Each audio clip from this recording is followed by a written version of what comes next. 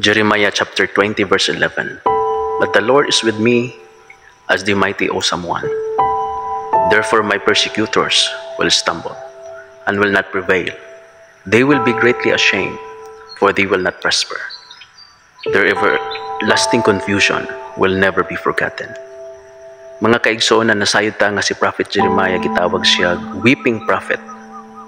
Tungod kay siya ang propeta nga gipili sa Dios, bisan wala pa siya ng tao, ipadala siya ngadto sa nasod sa Huda.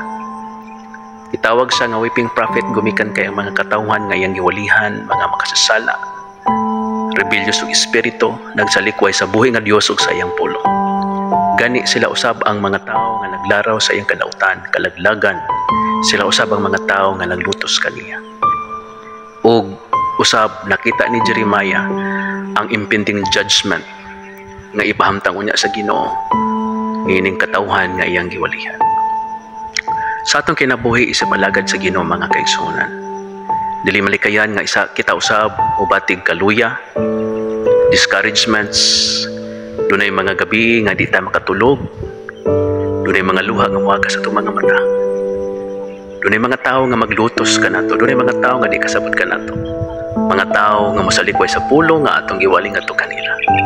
Apan dili ka na mo'y rason, mga kaigsuonan, umuundang ta, muhunong ta sa assignment nga gihatag sa Dios kanato.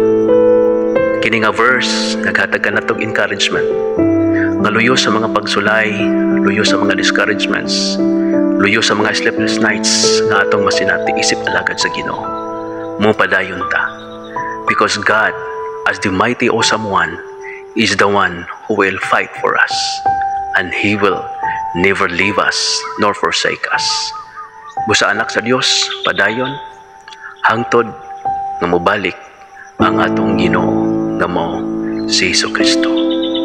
God bless and shalom.